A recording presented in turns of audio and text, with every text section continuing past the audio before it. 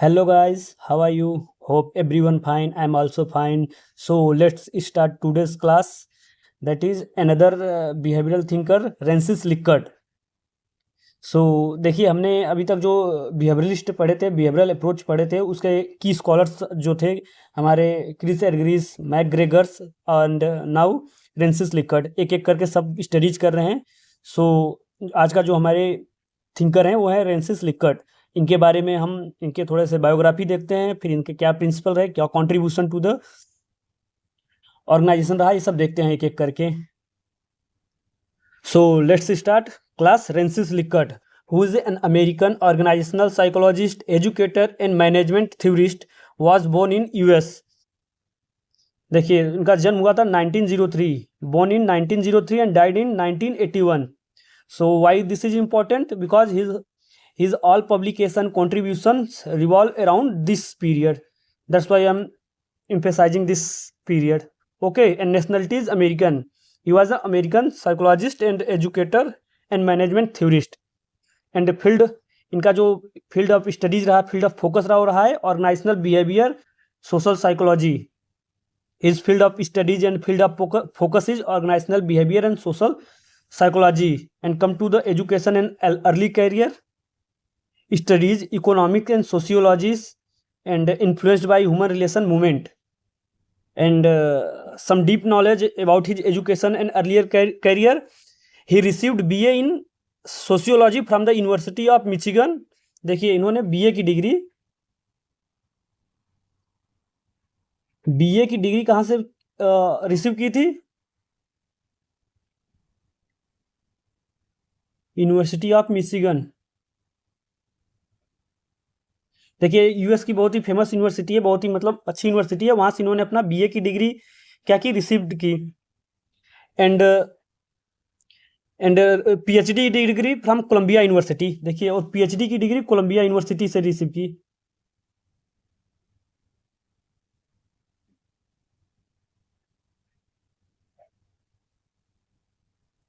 And come to the professional career of Francis Lickert.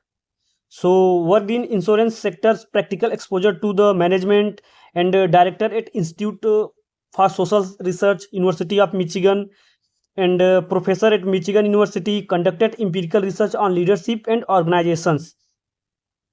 देखिए इनका जो प्रोफेशनल करियर रहा, उन्होंने क्या किया, एज ए प्रोफेसर काम किया मिचिगन यूनिवर्सिटी में, and director at institute for social research, जो कि यूनिवर्सिटी ऑफ मिचिगन का एक डिपार्टमेंट है, वहाँ पे एज ए डायरेक्टर काम किए. फिर as a insurance sector, private sector में भी काम किए. Apart from this he is conducted empirical research on leadership and organisation, and known for introducing scientific study of human behaviour in administration. So most important point, इन्होंने क्या किया था, जो behaviour approach था पब्लिक एडमिनिस्ट्रेशन में, private administration में, organisation में, उसको क्या किया था इन्होंने, साइंटिफिकली स्टडीज किया था, साइंटिफिक स्टडी किया था ह्यूमन बिहेवियर इन एडमिनिस्ट्रेशन में. And come to his major books. So he published many books, and one of the famous book is New Pattern of Management, published in 1961, and other one is the Human Organization, published in 1967, and next is New Way of Managing Conflict, 1976. देखिए जो उनका यहाँ पे जो famous book है, बहुत ही famous book है, new pattern of management, जो कि 1961 में हुआ था, एंड द ह्यूमन ऑर्गेनाइजेशन वो 1967 में, and new way of managing conflict 1976 में. तो ये बुक, इनके पब्लिकेशन बहुत ही इंपॉर्टेंट है. इसके ईयर्स और राइटर्स ये सब आपको पक्का याद होना चाहिए. देखिए जो मैं स्लाइड लाया हूँ एकदम पॉइंट वाइज लिखा हूँ, तो इसमें आपको ज़्यादा मतलब सोचना नहीं है. इसको आप पॉइंट वाइज एक बार देख लेंगे तो आपको आइडिया लग जाएगा कि लिकट के क्या बुक है, उनके पब्लिकेशन ईयर क्या है, उनका फोकस एरिया क्या रहा है, उनका पर्सपेक्टिव क्या है, वो किस चीज़ पे स्टडीज किए, उनके क्या थ्योरीज रहे हैं, वो सब आपको बहुत इजीली समझ में आ जाएगा. बस आप अगर स्लाइड देख भी लेंगे ना तो भी आपको अच्छे से समझ में आएगा, क्योंकि इतना सिंप्लीफाइड स्लाइड है कि इसमें आप कह नहीं सकते, बहुत इंपॉर्टेंट है. और ये पूरे हर एक वर्ड एक कीवर्ड है इसमें, समझ लो. इसमें जो जो वर्ड लिखे हैं सब कीवर्ड है एग्जाम पॉइंट ऑफ व्यू से, और सब कहीं ना कहीं किसी न किसी ईयर में आए हुए हैं यूजीसी नेट पब्लिक एडमिनिस्ट्रेशन में. सो फोकस एरिया इनका रहा है लीडरशिप, मोटिवेशन एंड ऑर्गेनाइजेशनल इनका जो अपना थ्योरीज एंड फिलोसफीज दिए हैं वो ऑर्गेनाइजेशन में लीडरशिप स्टाइल पे दिए हैं और एम्प्लॉय के मोटिवेशन पे एंड ऑर्गेनाइजेशनल एफिशिएंसी पे अपने क्या है पर्सपेक्टिव बताए हैं एंड इफेक्टिवनेस, ऑर्गेनाइजेशनल इफेक्टिवनेस के बारे में इन्होंने बताया है। So next point, core focus of Likert, और लिकर्ट का क्या कोर फोकस रहा है उसको देखते हैं। सो लीडरशिप स्टाइल, देखिए इनका जो फोकस एरिया रहा है उनका पहला है लीडरशिप स्टाइल। तो लीडरशिप स्टाइल में इन्होंने बताया कि जो किसी भी ऑर्गेनाइजेशन में जो हमारा सुपरवाइजर होगा या तो जो भी मैनेजर होगा उसका जो एक टेक्निक्स होगा, एक तरीका होगा लीडरशिप का, उसको इन्होंने फोकस किया है। एंड ऑर्गेनाइजेशन में मोटिवेशन के लिए इन्होंने जोर दिया, एम्फेसाइज किया है कि किस प्रकार से मोटिवेट होंगे हमारे एम्प्लॉय, उनको कैसे मोटिवेट करना है और उनको मोटिवेशन से हमारे ऑर्गेनाइजेशनल एफिशिएंसी को कैसे इंक्रीज करना है। एंड ग्रुप डायनेमिक्स पे इन्होंने क्या किया, फोकस किया है। एंड ऑर्गेनाइजेशन में कम्युनिकेशन सिस्टम पे जोर दिया है एंड ऑर्गेनाइजेशनल इफेक्टिवनेस के बारे में बताया है। So shift from structure people centre administration, देखिए ये अभी आपको बहुत समझ में आया पीपुल सेंटर एडमिनिस्ट्रेशन कैसा है। पीपुल सेंटर एडमिनिस्ट्रेशन में इन्होंने क्या किया, अपना जोर दिया। People centre administration means that जो हमारे सारे इंप्लॉय हैं उनके खुद के personal life and organisational efficiency both पे ध्यान देना है, ना कि ओनली ऑर्गेनाइजेशन पे। तो इनका जो शिफ्ट रहा है देखिए पीपुल सेंटर एडमिनिस्ट्रेशन पे शिफ्ट हुआ है। Now come to the central theory of Likert system of management. देखिए अब देखिए जो हमारा लिकर्ट का जो मेन फोकस एरिया रहा है पब्लिक एडमिनिस्ट्रेशन में, प्राइवेट एडमिनिस्ट्रेशन में, तो वो क्या रहा है कि जो ऑर्गेनाइजेशनल एफिशिएंसी गेन करना through managerial efficiency for achieving organisational goal. तो इन्होंने जो ऑर्गेनाइजेशन की एफिशिएंसी के लिए बताया है और उस फोकस के लिए इन्होंने किसको बोला है, एम्फेसाइज किया है कि मैनेजरियल टेक्निक्स से मैनेजरियल एफिशिएंसी पाना है फॉर अचीविंग ऑर्गेनाइजेशनल गोल। सो इनका जो फोकस रहा है सब मैनेजमेंट पे रहा है, मैनेजर पे रहा है कि मैनेजर कैसे मतलब टेक्निक्स अप्लाई करके ऑर्गेनाइजेशन की एफिशिएंसी को बढ़ाएगा, इनका जोर रहा है। तो इस टेक्निक्स को करने के लिए इन्होंने मैनेजमेंट की टेक्निक्स बताई है, मैनेजमेंट सिस्टम बताया कि मैनेजमेंट सिस्टम कैसा होना चाहिए। तो बेसिकली इन्होंने फोर मैनेजमेंट सिस्टम बताए हैं। जो मैनेजमेंट के एफिशिएंसी पाने के लिए ऑर्गेनाइजेशनल गोल के लिए, तो उन्होंने मैनेजमेंट के 4 सिस्टम बताया जिसको हम बोलते हैं system 1 management, system 2 management, system 3 management, system 4 management. तो let's explain one by one. So come to the system 1 management, that is exploitative authoritative. देखिए जो सिस्टम 1 मैनेजमेंट है उसको बोलते हैं एक्सप्लॉयटेटिव अथॉरिटेटिव। तो इसको आप लोग नोट कीजिएगा, डायरेक्टली ऐसे एमसीक्यू में आ जाएगा कि जो लिकर्ट का सिस्टम ऑफ मैनेजमेंट है वो सिस्टम 1 मैनेजमेंट क्या है। तो डायरेक्टली ऐसे पूछ देगा एक्सप्लॉयटेटिव अथॉरिटेटिव। तो जो उन्होंने बताया है कि मैनेजमेंट सिस्टम है जो हमारा पहला है सिस्टम 1, वो बेसिकली देखिए क्या है, एक्सप्लॉयटेटिव अथॉरिटेटिव किसमें होता था, एक क्लासिकल व्यू को रिप्रेजेंट कर रहा है। ये जो मैनेजमेंट स्टाइल है बेसिकली क्या है, क्लासिकल स्टाइल ऑफ मैनेजमेंट है। सो इन विच अब इसके अंदर जो इस सिस्टम के अंदर क्या होगा, मैनेजमेंट स्टाइल कैसा होगा उसको देखिए। नो ट्रस्ट इन एम्प्लॉयज, देखिए इसमें जो मैनेजर होगा एम्प्लॉय पे क्या करेगा, ट्रस्ट बहुत कम करेगा, लिमिटेड ट्रस्ट होगा, means that negligible, that's why it is say that no trust in employees. Basically देखिए मैनेजमेंट स्टाइल है तो जो मैनेजमेंट के परस्पेक्शन होंगे एम्प्लॉय को लेके उसको बताया गया है कि जो सिस्टम 1 मैनेजमेंट स्टाइल में होगा वो exploitative authoritative type of management होगा, in which no trust in employ and fear and punishment होगा। और जो एम्प्लॉय होंगे वो किस बेस पे काम करेंगे, फियर एंड पनिशमेंट पे काम करेंगे, मीन्स दैट उनमें मतलब एक बोल सकते हो कि उनका इंटरेस्ट नहीं होगा, बट वो जो ऑर्गेनाइजेशन में अपनी एफिशिएंसी देंगे, आउटपुट देंगे, वो किस बेस पे देंगे, फियर एंड पनिशमेंट बेस पे देंगे। देखिए फियर एंड पनिशमेंट होगा, इसमें क्या होगा, जो एम्प्लॉय होंगे क्या होंगे, मतलब फ्री नहीं रहेंगे कि डिस्कशन करें अपने मैनेजर के साथ जॉब को लेके, कोई भी जो टास्क है उसको लेके। तो इनमें क्या होगा, एक फियर होगा और यहाँ पे पनिशमेंट वगैरह वाला ज़्यादा सीन रहेगा। अगर कुछ मतलब एरर्स हो रहे हैं तो आप उनको पनिशमेंट दिया जाएगा।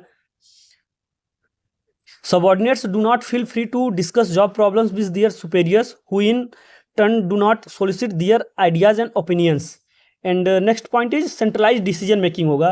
जो हमारा सिस्टम 1 मैनेजमेंट होगा उसमें क्या होगा, सेंट्रलाइज डिसीजन मेकिंग, जो कि किस पे होगा, मैनेजर के ऊपर होगा, ओनली बेस्ड होगा। मैनेजर सारा जो डिसीजन मेकिंग एक्टिविटीज होगा वो हमारा क्या होगा, सेंट्रलाइज होगा, मतलब टॉप मैनेजमेंट के ऊपर होगा। तो एम्प्लॉय क्या होंगे, उससे सेपरेट होंगे। एंड वन वे कम्युनिकेशन, और जो कम्युनिकेशन स्टाइल होगा वहाँ पे इस सिस्टम 1 में 1 वे होगा, दैट इज ओनली डाउनवर्ड होगा, ओनली मैनेजर अपना कम्युनिकेट करेगा, सबॉर्डिनेट ऐसा डाउनवर्ड होगा, और जो हमारा सबॉर्डिनेट होगा वो क्या होगा, सुपीरियर से कम्युनिकेट नहीं करेगा। That's why it is say that one way communication, और वन वे कम्युनिकेशन कैसा होगा, डाउनवर्ड होगा। सो इसको लिख दीजिए, जो कम्युनिकेशन होगा स्पेशली क्या होगा, डाउनवर्ड होगा।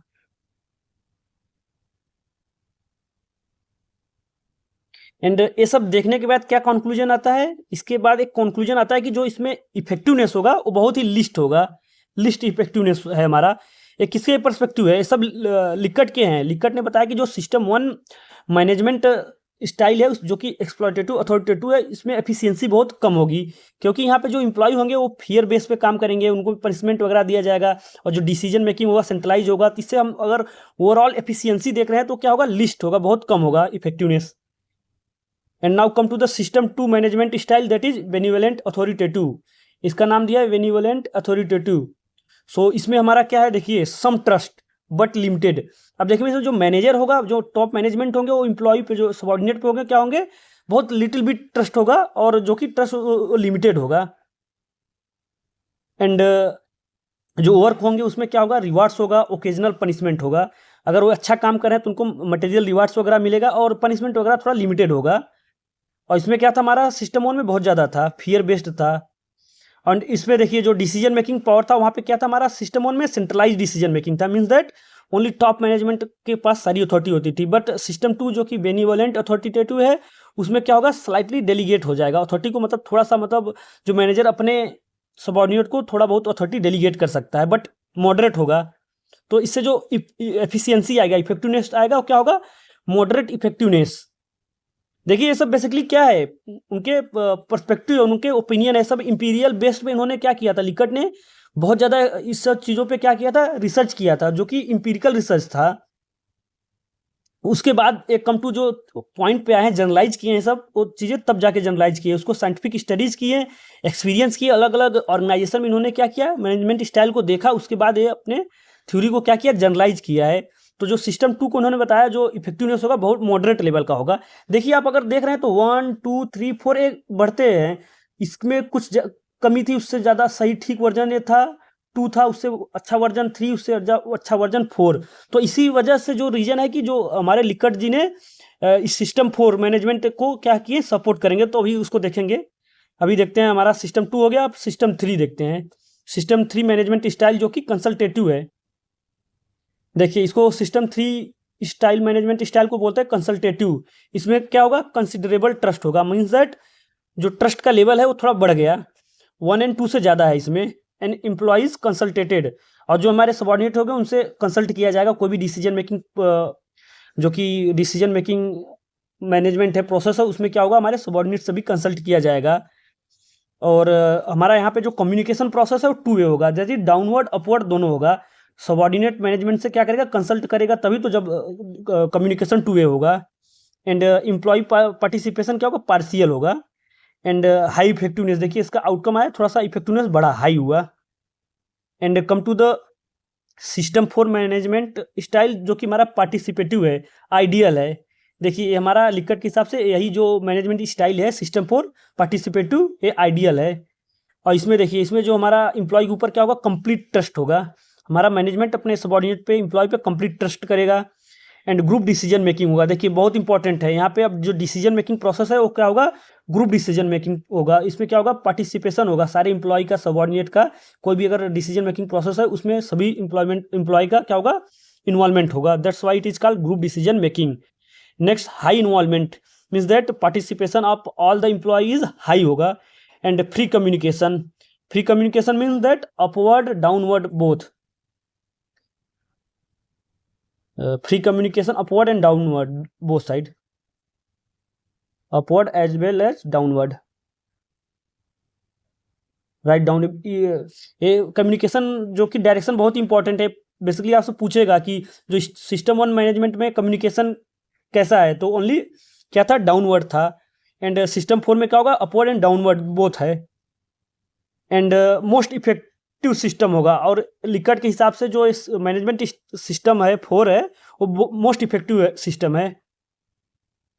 And come to the conclusion of management system, the system one management represent the classical organisation and the system four management its opposite that is ideal organisations. देखिए जो हमारा लिक्कट जी ने बताया है, उन्होंने बताया कि जो सिस्टम, देखिए जो हमारे इनका कंक्लूजन निकल के आया है, लिक्कट जी ने बताया कि जो सिस्टम वन है, सिस्टम वन मैनेजमेंट और सिस्टम, देखिए बेसिकली वहाँ लिक्कट जी ने comparison system one and system four का किया और सिस्टम फोर को क्या किया, उन्होंने एक्सेप्ट किया है। सिस्टम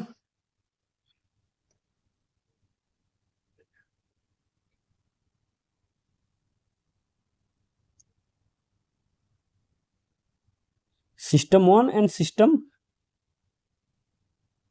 फोर, बेसिकली इसको क्या बताया, सिस्टम वन को उन्होंने बताया कि ये जो हमारा सिस्टम वन क्लासिकल ऑर्गेनाइजेशन है, क्लासिकल ऑर्गेनाइजेशन में जो मैंने स्टाइल चलती थी उसको रिप्रेजेंट करता है, क्लासिकल। एंड सिस्टम फोर को उन्होंने बताया कि इसका अपोजिट है, दैट इज आइडियल ऑर्गेनाइजेशन।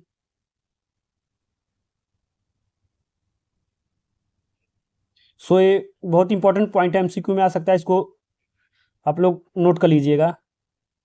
और इनके बेसिकली नाम क्या है, सिस्टम वन को हमारा क्या बोला गया, अथॉरिटेटिव मैनेजमेंट स्टाइल बोला है, एंड एक्सप्लॉइटेटिव, अथॉरिटेटिव भी बोलते हैं, देखो इसको एक्सप्लॉइटेटिव भी बोलते हैं,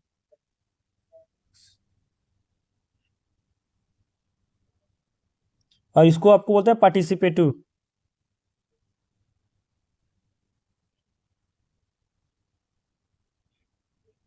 सो ये राइट डाउन कर लीजिएगा, ये बहुत इंपॉर्टेंट है, पूछेगा।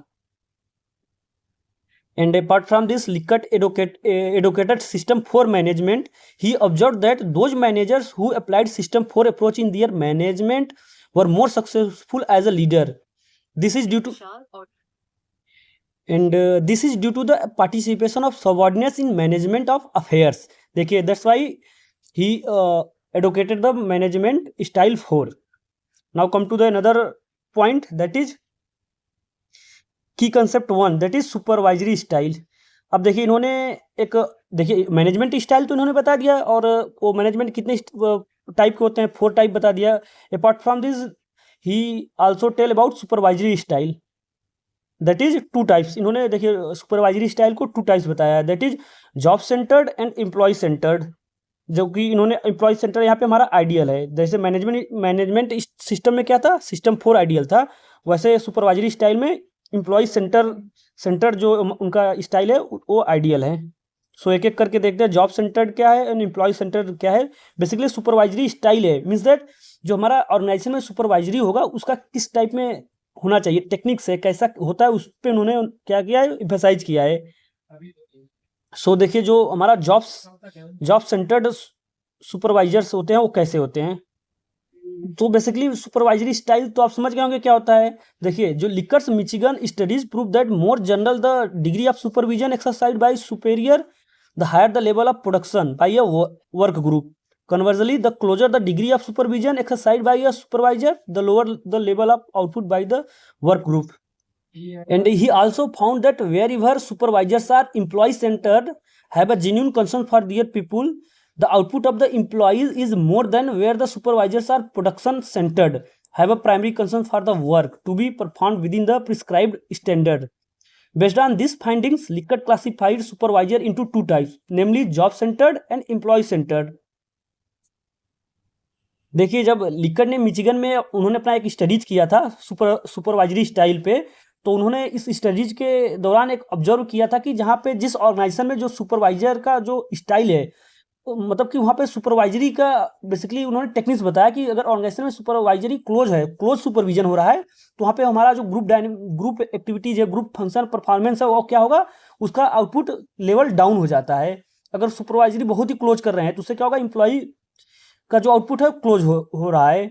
बेसिकली उन्होंने अपना एक्सपीरियंस बेस पे स्टडीज किया तब बताया, उन्होंने ऐसा है नहीं कि थ्योरेटिकल बता रहे हैं, उन्होंने अपना एक्सपीरियंस किया मिचिगन स्टडीज में, उसके बाद प्रूव्ड हुआ, उसको फिर अपने जो कि सुपरवाइजरी स्टाइल को क्या किया, थ्योरी को जनरलाइज किया। तो उन्होंने बताया कि जिस ऑर्गेनाइजेशन में सुपरविजन का नेचर क्लोज होगा, वहाँ पे उसका जो एम्प्लॉयज होंगे उनका आउटपुट क्या होगा, लेवल डाउन होगा। और जिस ऑर्गेनाइजेशन में सुपरविजन क्या होगा, थोड़ा जनरल नेचर का होगा, बहुत ज़्यादा नहीं होगा, मतलब हार्ड सुपरविजन नहीं होगा, जनरल नेचर का होगा, वहाँ पे एम्प्लॉयज का क्या होगा, आउटपुट लेवल हाई होगा। तो जो आप सुपरवाइजरी स्टाइल का जो नेचर देख के उन्होंने जो सुपरवाइजर को दो टाइप में बताया है, एक जॉब सेंटर्ड सुपरवाइजर बताया और एक बताया है एम्प्लॉय सेंटर्ड सुपरवाइजर। सो आइए एक एक करके देखते हैं जॉब सेंटर्ड सुपरवाइजर क्या है। जो जॉब सेंटर्ड होगा देखिए टास्क फोकस्ड होगा। टास्क फोकस्ड मीन दैट जो सुपरवाइजर होगा only exert heavy pressure to get work done. जो जॉब सेंटर्ड सुपरवाइजर होगा वो क्या करेगा, मतलब जो एम्प्लॉय है उन पे प्रेशर डालेगा कि जल्दी से काम खत्म करो और ज़्यादा काम करो। इस पे क्या होगा, इसलिए टास्क फोकस्ड बताया, टास्क फोकस्ड। एंड कंट्रोल क्या होगा, टाइट कंट्रोल होगा। और जो हमारा सुपरवाइजर होगा वो कंट्रोल क्या करेगा, एम्प्लॉय को बहुत ज़्यादा कंट्रोल करने का कोशिश करेगा। And low concern for employees, और एम्प्लॉय को क्या होगा, पार्टिसिपेशन वगैरह बहुत कम देगा। एंड अपार्ट फ्रॉम दिस कुछ और पॉइंट है उसको मैं लिख दे रहा हूँ। देखिए ये तो हो गया टास्क टास्क फोकस्ड होगा। जो हमारा सुपरवाइजर होगा ओनली टास्क सेंटर्ड होगा, मतलब कि जॉब को कैसे डन करना है उस पर क्या करेगा, फोर्स करेगा। कंट्रोल बहुत टाइट होगा और इम्प्लॉय कंसर्न बहुत कम रखेगा, बहुत मतलब इम्प्लॉय से कंसर्न बहुत कम होगा, ओनली टास्क टास्क कंसर्न होगा। एंड हैव लिटिल कॉन्फिडेंस,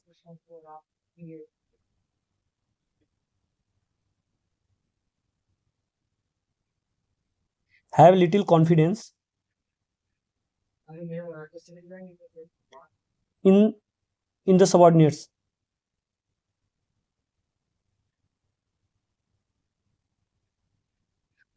देखिए अब basically little confidence means that trust की बात होगी उनमें, मतलब कॉन्फिडेंस नहीं होगा कि सबॉर्डिनेट अच्छा से काम करेगा कि नहीं करेगा उसमें, इसीलिए वो क्या करेगा, सुपरविजन बहुत क्लोज होगा। एंड अनदर पॉइंट, और इसीलिए देखिए अब लिटिल कॉन्फिडेंस है सबॉर्डिनेट में, that's why he exert close and detailed supervision. So he exercise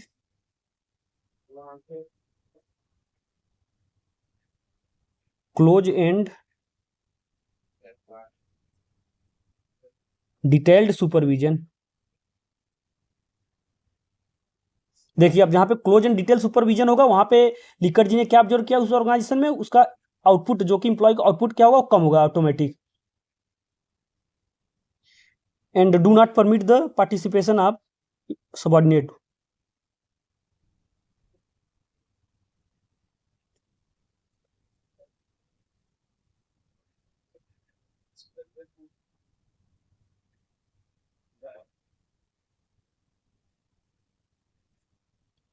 subordinate किसमें, डिसीजन मेकिंग में, इन डिसीजन मेकिंग प्रोसेस।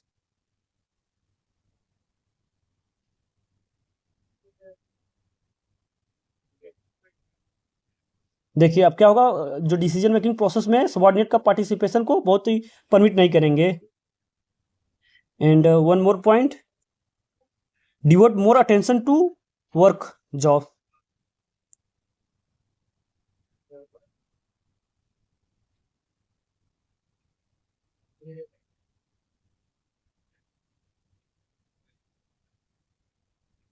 और लिटिल कंसर्न फॉर एम्प्लॉय, तो ये हमारा क्या रहा, जो कि जॉब सेंटर्ड सुपरवाइजर है उनके बारे में रहा कि उनके क्या क्या पर्सपेक्टिव होंगे, उनका कैसा बिहेव होगा सबॉर्डिनेट को लेके। And another is employ centred, जो कि आइडियल है उसको देखते हैं। एम्प्लॉय सेंटर में क्या होगा, पीपुल ओरिएंटेड होगा, जो सुपरवाइजर होगा पीपुल ओरिएंटेड होगा।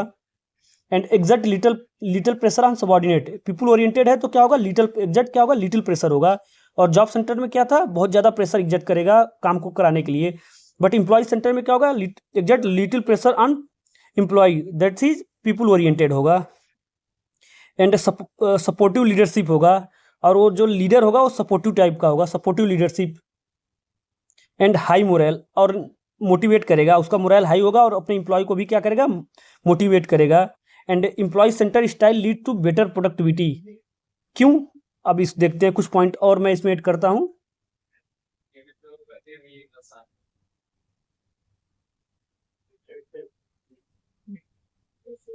देखिए इसमें क्या होगा, जो एम्प्लॉय सेंटर्ड सुपरवाइजर क्या होगा, earn and get the confidence and trust of their subordinate. इसमें क्या करेगा, सबॉर्डिनेट का कॉन्फिडेंस वो क्या करेगा, अर्न करेगा।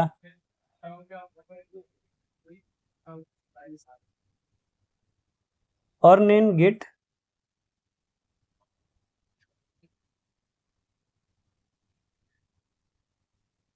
Confidence of subordinate.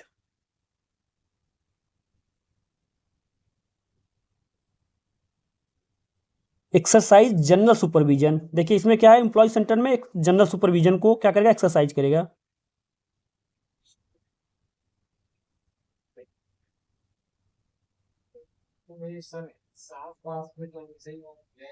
That's why productivity is high in employee centred supervisor.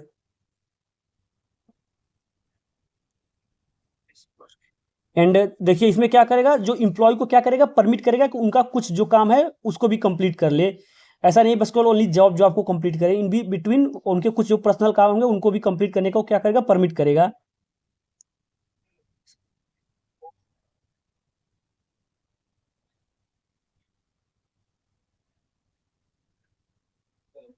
allow subordinate to schedule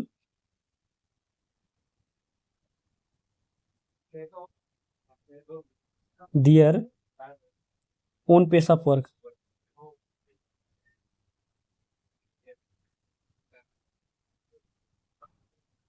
and permit maximum participation।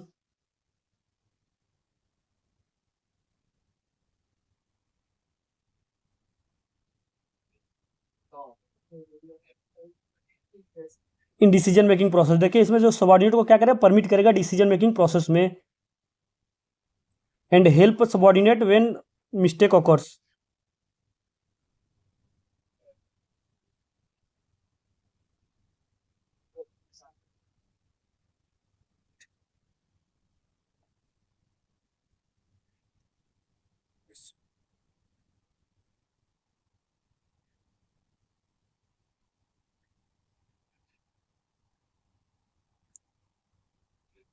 And one more point,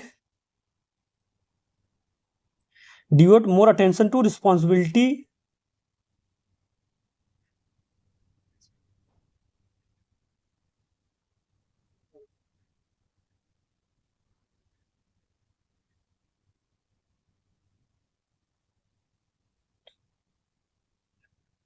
वहां पे क्या था, देखिए इसमें क्या था, जॉब सेंटर में क्या था, मोर अटेंशन टू वर्क होगा, यहाँ पे मोर अटेंशन टू रिस्पॉन्सिबिलिटी पे होगा। सो ये रहा हमारा job centre supervisor and employ centre supervisor के टेक्निक्स है, उनका क्या परस्पेक्शन है अपने सबॉर्डिनेट को लेके। सो की कंसेप्ट सेकंड देखिए, आपने की कंसेप्ट फर्स्ट देख लिया, सुपरवाइजरी स्टाइल। की कंसेप्ट फर्स्ट है हमारा सुपरवाइजरी स्टाइल है, और पहला इनका क्या मैनेजमेंट सिस्टम तो हमने देख ही लिया। एंड नाउ सी द की concept second, that is linking pin model. देखिए लिंकिंग पिन मॉडल लिकट का बहुत ही इंपॉर्टेंट है, एमसीक्यू में पूछता है बेसिकली। लिंकिंग पिन मॉडल किसने दिया था, रेंसिस लिकट ने। Likert that is linking pin model. देखिए लिंकिंग पिन मॉडल क्या होता है, बेसिकली उसका मीनिंग समझिए। Meaning of linking pin model means in which Likert से that organisation is network of group. देखिए इन्होंने बताया जो ऑर्गेनाइजेशन है नेटवर्क ऑफ ग्रुप्स बताया, manager act as a linking pin between this group. और जो ग्रुप होगा उसमें उनके बीच क्या होगा, मैनेजर एक लिंकिंग पिन का काम करेगा, मीन्स दैट उनको क्या करेगा, कनेक्ट करेगा सारे ग्रुप को, हमारा मैनेजर। तो एंड रोल ऑफ रोल्स देखिए, रोल्स क्या होगा, leader of lower groups and member of the higher groups and ensure coordinations, communication and integrations. देखिए ये तो रहा हमारा कीवर्ड आपको जो लिखना है, बट इसका कंसेप्ट मैं बताता हूँ। देखिए लिंकिंग पिन मॉडल बेसिकली इनमें लिकट जी ने बताया कि जो हमारा मैनेजर होगा वो एक्ट करेगा लिंकिंग पिन बिटवीन ग्रुप्स, जो जितने भी ग्रुप्स होंगे उनके बीच क्या होगा, एक लिंक ब्रिज का काम करेगा। तो जैसे देखिए ये हमारा टॉप मैनेजर हो गया, ये हमारा टॉप मैनेजर हो गया, ठीक। एंड ए सबॉर्डिनेट हो गया, ए सबॉर्डिनेट हो गया, ए सबॉर्डिनेट हो गया। तो फर्स्ट इन्होंने जो बताया है कि जो मीनिंग है लिंकिंग पिन मॉडल में, उन्होंने बताया कि जो ऑर्गेनाइजेशन होता है वो नेटवर्क ऑफ ग्रुप्स होता है। Network of groups mean that different different departments होते हैं, उनके डिफरेंट डिफरेंट डिपार्टमेंट पे क्या होंगे, डिफरेंट टीम होंगे, तो उनका क्या होगा, एक ग्रुप बनेगा। तो मान लीजिए हमारा एक, और उसका क्या होगा, एक मैनेजर, तो टॉप लेवल पे एक ही मैनेजर होगा, मीन्स दैट हेड बॉस एक होगा, उसके भी अंडर क्या होंगे, कुछ सबॉर्डिनेट होंगे। तो मान लीजिए एक ऑर्गेनाइजेशन यहाँ पे हमने लिया, उस ऑर्गेनाइजेशन में 3 डिपार्टमेंट है, 3 डिपार्टमेंट के पूरे ऑर्गेनाइजेशन का हेड एक हो गया, फिर उस तीनों डिपार्टमेंट के 3 हेड्स हो गए, और इनके जो तीनों हेड्स के अंडर जो सबॉर्डिनेट होंगे, मान लीजिए 2-2 सबॉर्डिनेट हो गए। हर एक डिपार्टमेंट के अंडर, ठीक। और हर एक दो के अंदर कुछ सबॉर्डिनेट होंगे, ऐसा ऐसे मतलब चलता जा रहेगा। तो जो इनका जो लिंकिंग पिन में मॉडल में बताया कि जो मैनेजर होगा एक linking pin between this group होगा। देखिए देखिए मैंने यहाँ पे ड्रॉ कर दिया। देखिए अब लिंकिंग पिन का कैसे काम कर रहा है। देखिए हमारा एक ग्रुप ए हो गया जिसमें मैनेजर है टॉप पे, फिर सबॉर्डिनेट हो गए, फिर एक ग्रुप ए हो गया अपना, इसमें ये मैनेजर जो सबॉर्डिनेट था वो क्या हुआ, लीडर हो गया। अब इसके क्या हो गए, सबॉर्डिनेट हो गए। तो इसी हिसाब से बताया गया है कि देखिए अगर डायग्राम आप देख रहे हैं तो बहुत अच्छे से आपको समझ में आ जाएगा कि ऑर्गेनाइजेशन क्या है। ऑर्गेनाइजेशन एक नेटवर्क ऑफ ग्रुप है और उस नेटवर्क ऑफ ग्रुप में जो मैनेजर होगा हमारा क्या करेगा, एज ए लिंकिंग पिन काम करेगा।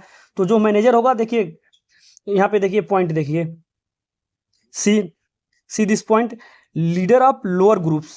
जो रोल होगा मैनेजर का वो क्या होगा, लीडर ऑफ लोअर ग्रुप। देखिए हमारा ये लोअर ग्रुप हो गया, लोअर ग्रुप 1 2 3। तो इसमें जो हमारा मैनेजर क्या होगा, लीडर होगा लोअर ग्रुप का and member of the higher group. ये देखिए ये अगर हम लोअर ग्रुप देख रहे हैं तो इसमें हमारा ये क्या करेगा, जो मैनेजर लीडर का काम कर रहा है। अगर हायर ग्रुप का हम देख रहे हैं, अगर हायर ग्रुप में देख रहे हैं तो हमारा मैनेजर क्या है, मेंबर है, इस ग्रुप का मेंबर ही हुआ। और मैनेजर तो ये लीडर ये होगा, और ये हमारा जो यहाँ पे लोअर ग्रुप का लीडर था वो अब क्या हुआ, हायर ग्रुप का मेंबर हो गया। तो बेसिकली जो हमारा मैनेजर है लिंक पिन का काम करेगा बिटवीन दिस ग्रुप। यही लिंक पिन का मॉडल है। I hope linking pin model बहुत अच्छे से समझ में आया होगा आपको। अब बस ये डायग्राम आप लोग याद रखिए तो अच्छे से एक्सप्लेन कर ले जाएंगे।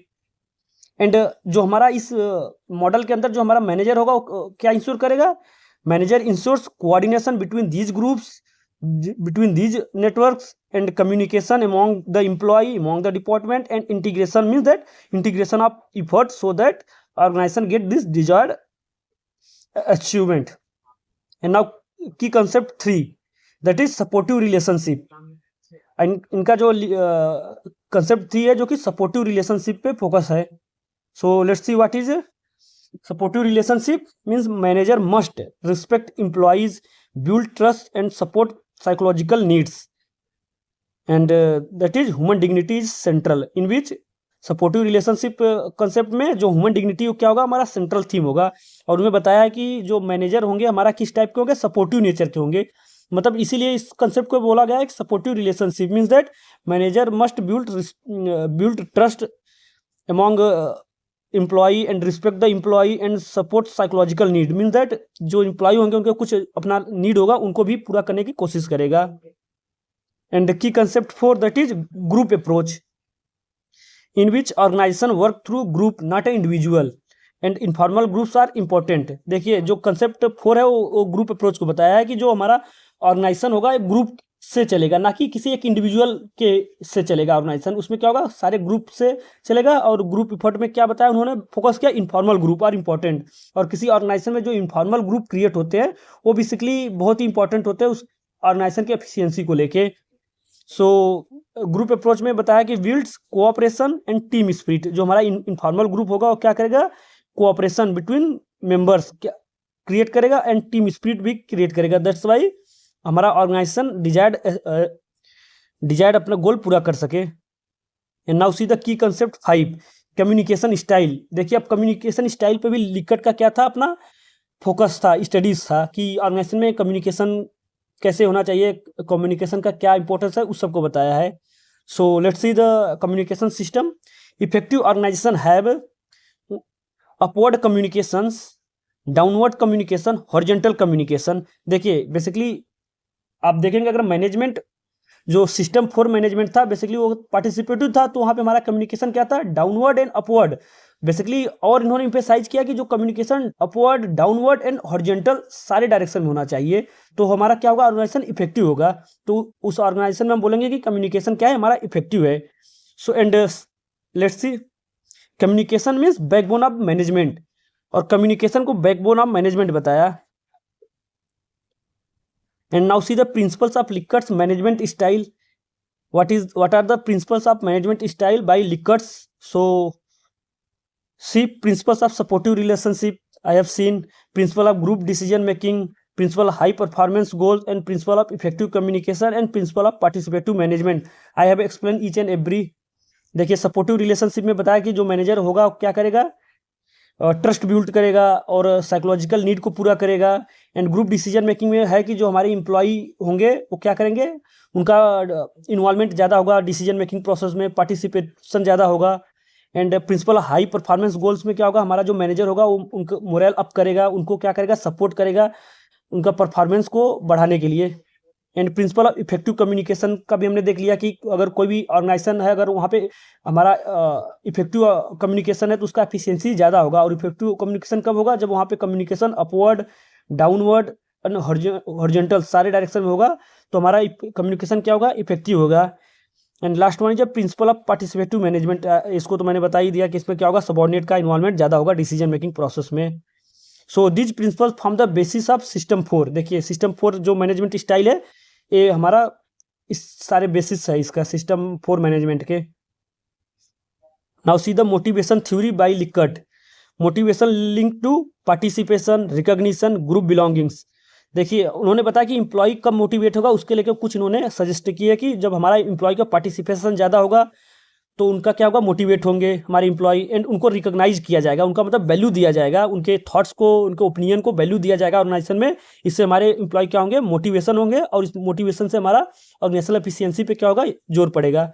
And group belongings mean that जो इनफॉर्मल ग्रुप है उन पे जोर दिया जाए।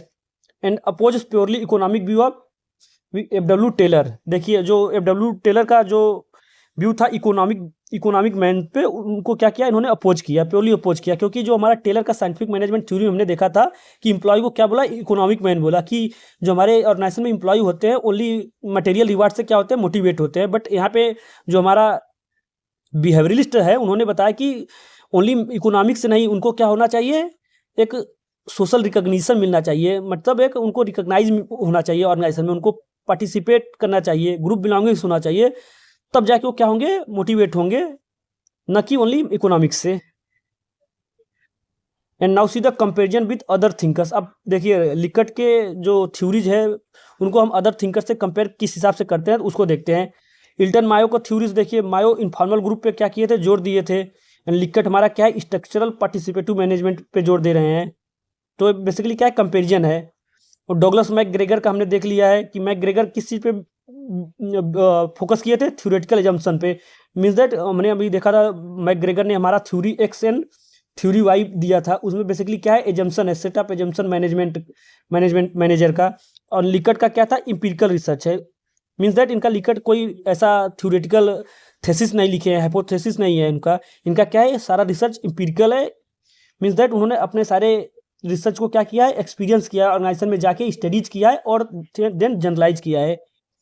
And next Likert versus Chester Irving Barnard. उनका बर्नार्ड का क्या कंसेप्ट था, कोऑपरेशन एंड अथॉरिटी का कंसेप्ट था।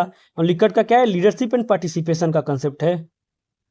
Now see the significance and contribution of Likert's theory in organisation and public administration.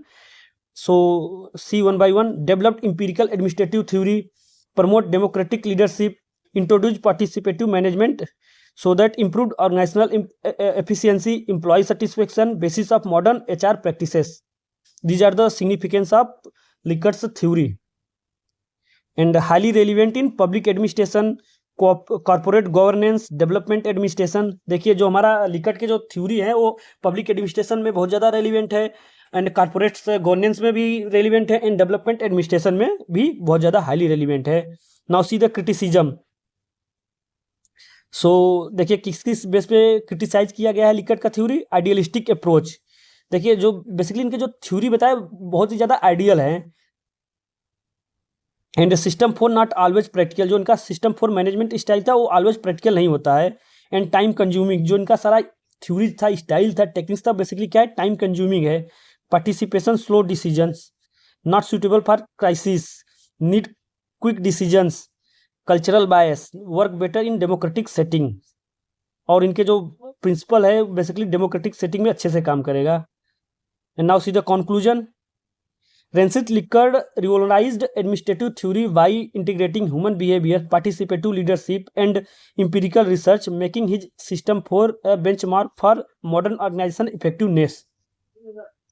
So I have completed the contribution of Rensis Lickert. So now we'll see the another topic, that is organizational development.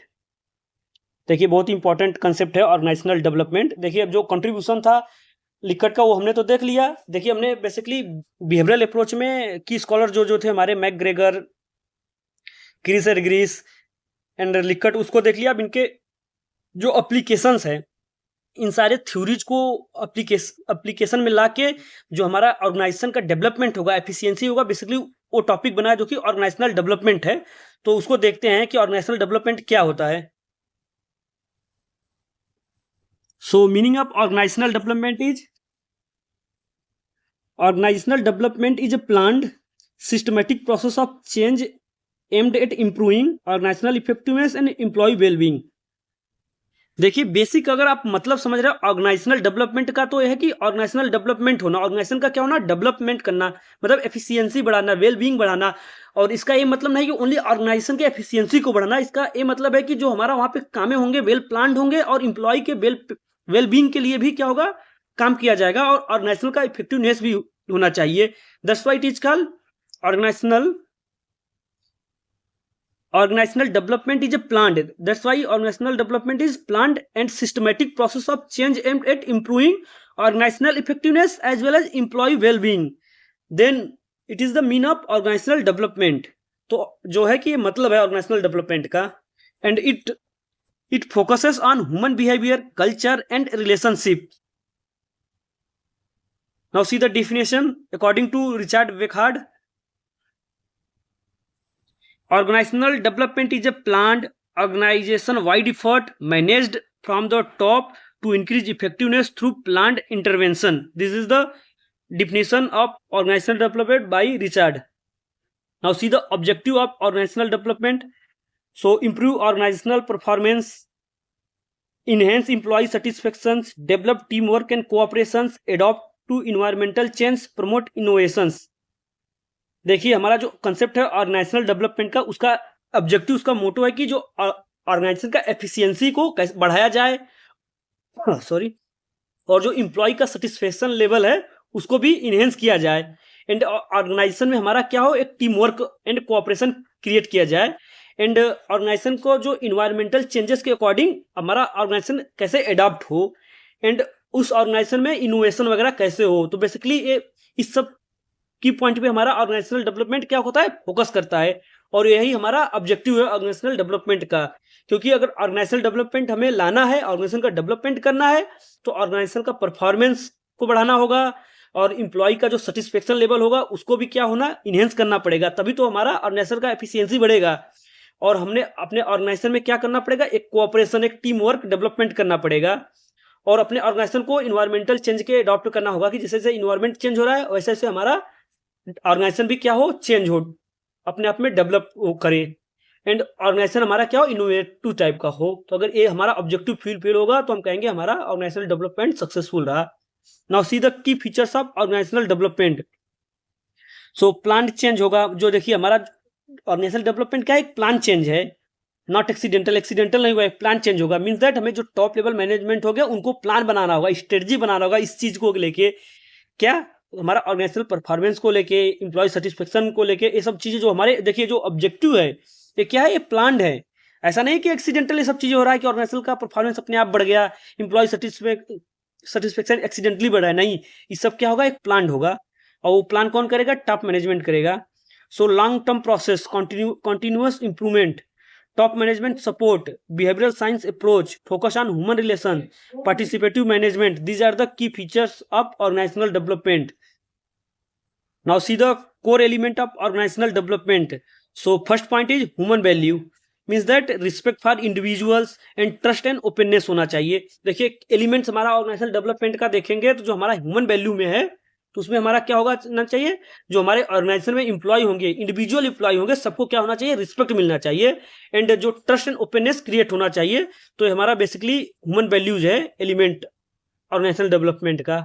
Second in organisational culture को लेके, सो norms, believe, attitudes, ये जो हमारा organisation का culture है उसमें एक अच्छा कल्चर, बैड कल्चर हमको क्या करना चाहिए, क्रिएट करना चाहिए। और गुड कल्चर क्रिएट करना चाहिए। और गुड कल्चर कैसे क्रिएट होगा, जब हमारे ऑर्गेनाइजेशन का नॉर्म्स मींस रूल रेगुलेशंस, वहां पे बिलीव एंड एटीट्यूड्स उसका अच्छा रहेगा तो हमारा ऑर्गेनाइजेशन कल्चर क्या होगा, गुड होगा। And third element is change process. और देखिए जो ऑर्गेनाइजेशन का हमारा चेंज प्रोसेस कैसा होना चाहिए, पहले हमें डायग्नोसिस करना चाहिए, फिर इंटरवेंशन होना चाहिए, फिर इवेल्युएट करना चाहिए, और ये सब करके हमारा चेंज प्रोसेस को क्या करना चाहिए, एप्लीकेशन में लाना चाहिए। Now second point is OD, मतलब ऑर्गेनाइजेशनल डेवलपमेंट टेक्निक्स। इंटरवेंशन क्या क्या है, अब जो ऑर्गेनाइजेशनल डेवलपमेंट किस हिसाब से होगा, उसके क्या टेक्निक्स है बेसिकली। तो हमारे यहाँ पे जो पहला टेक्निक्स है that is sensitivity training, T group training. इसको हमने पढ़ा दिया है किसमें, आप कमेंट करके बताइए सेंसिटिविटी ट्रेनिंग क्या होता है। सो देखिए sensitivity training, T group training is developed by Kurt Lewin, बहुत ही इंपॉर्टेंट पॉइंट है, developed by Kurt Lewin, improve self awareness and interpersonal skill. Basically sensitive training, T group training क्या है, एक लेबोरेटरी ट्रेनिंग प्रोग्राम है जिसमें individual employee क्या होगा, ग्रुप फंक्शन को समझेगा, स्कूल को समझेगा। तो basically developed by Kurt Lewin and improve self awareness interpersonal skill. तो हमारा क्या है, sensitive training, T group training. Second technique is team building, team building enhance group performance, build trust and cooperations. And third techniques is management by objective, MBO, ये बहुत बार पूछता है, management by objective. ये हमारा टेक्निक्स है basically organisational development को लेके। So management by objective is developed by, introduced by Peter Drucker, important point, write down MCQ, introduced by Peter Drucker and goal oriented performance system. Management by objective is a goal oriented performance system. And fourth techniques of organizational development is a survey feedback. Survey feedback means collect employee opinions and improve communication style. This is the survey feedback techniques of organizational development, in which managers collect employee opinion and improve communication. उसके according क्या होगा, हमारा manager क्या करेगा, employ का opinion लेगा, उसके according क्या होगा, जो कम्युनिकेशन कमियां होगा उसको इनहेंस करेगा। एंड फिफ्थ टेक्निक क्या है, process consultation. Process consultation means expert help organisation diagnosis problems. And second technique is grid techniques. Grid technique is based on managerial grid, Blake and Mouton के द्वारा है। देखिए बेसिकली सब एक techniques है organisational development कैसे हो उसके लेके। Now see the process of organisational development means क्या क्या स्टेप होगा जो कि हमारा ऑर्गेनाइजेशनल डेवलपमेंट होगा। ऑर्गेनाइजेशनल डेवलपमेंट के process, so first process is problem identification, data collection, diagnosis, intervention, evaluation. देखिए these are the process involve in organisational development, in which first be manager identified the problem and after that collect the data for the problem, and after that collection of data they diagnosis all the data and then involve the intervention of all the concerns and relevant persons and then evaluate the problem. These are the process involved in organizational development. Now see the process continuous feedback loop. और ये क्या होना चाहिए, जो step होना चाहिए only continuous में होना चाहिए, ना कि एक बार करके छोड़ दिया, नहीं, कंटिन्यूअस चलता रहेगा ये। Now see the relation with behavioural thinkers. अब देखिए ऑर्गेनाइजेशनल डेवलपमेंट क्या है, अकेला तो है नहीं है, मतलब कि ये सारे जो हमारे बिहेवियरल अप्रोच पढ़े उनमें सारे जो की स्कॉलर्स है उनका कंट्रीब्यूशन अगर हम एप्लीकेशन में लाएंगे तो हमारा ऑर्गेनाइजेशनल डेवलपमेंट होगा। तो एक एक करके देखते हैं। जो देखिए रेंसिस लिकट का क्या था, पार्टिसिपेटिव मैनेजमेंट को हमें लाना पड़ेगा। डॉगलस मैकग्रेगर का ह्यूमन मोटिवेशन थ्योरी लाना पड़ेगा। क्रिस एग्रीज का ऑर्गेनाइजेशनल लर्निंग। ये सब हम रिलेशन मतलब थिंकर्स के जो थ्योरी है उनको लाके ही ऑर्गेनाइजेशनल डेवलपमेंट हमारा क्या होगा, इफेक्टिव होगा। Now see the significance of organizational development. So organizational development promotes democratic administration, improve efficiency and productivity, enhance employee morale, help in change management. So relevant in organizational development, relevant in public sector reforms, e-governance, administrative modernizations. And next point is limitation of organizational development. So organizational development is a time consuming, because we have seen that there are a lot of process involved in organizational development, that's why it is time consuming and it's come to its a limitation. And second one is expensive process. देखिए अब हमारा जो process है organisational development के लिए हमें क्या करना है, डेटा पहले प्रॉब्लम आइडेंटिफाई करना है, डेटा कलेक्ट करना है, फिर इंटरवेंशन करना है, सब क्या है बेसिकली कंज्यूमिंग है, एक्सपेंसिव प्रोसेस है। एक तो हमारा क्या हुआ, इस लिमिटेड हो गया, लिमिटेशन हो गया, expensive process. Resistant to change, देखिए रेजिस्टेंट टू चेंज ये भी हमारा एक लिमिटेशन है ऑर्गेनाइजेशनल डेवलपमेंट का। इसमें क्या है, देखिए अगर हमारा मैनेजर कोई भी चेंजेस ला रहा है ऑर्गेनाइजेशनल डेवलपमेंट के लिए, एम्प्लॉई एफिशिएंसी को लेके, तो उसमें जो हमारे एम्प्लॉई होंगे पहले क्या करेंगे, रजिस्ट करेंगे, क्योंकि कोई भी न्यू चेंजेस आएगा तो उसको क्या होगा, हमारा एम्प्लॉय अडॉप्ट नहीं कर पाते। And require skilled experts. अब देखिए ऑर्गेनाइजेशनल डेवलपमेंट के लिए हमें क्या होगा, स्किल एक्सपर्ट की जरूरत होगी, तो ये भी इसका क्या हुआ, एक लिमिटेशन हुआ, एंड नॉट सुटेबल फॉर और ऑर्गेनाइजेशन। और ये जो प्रोसेस है ऑर्गेनाइजेशनल डेवलपमेंट का, सारे ऑर्गेनाइजेशन में क्या है, सुटेबल नहीं है। Now come to the conclusion of organizational development. Organizational development is a human-centered, participative approach to plan changes that enhance both organizational effectiveness and employee satisfaction in modern administration. So I hope you like the video lectures, and also content is very helpful for your UGC NET exam. So go through the one by one and each and every keywords, and practice more and more, and clear your NET exam in your first attempt. So thank you for now.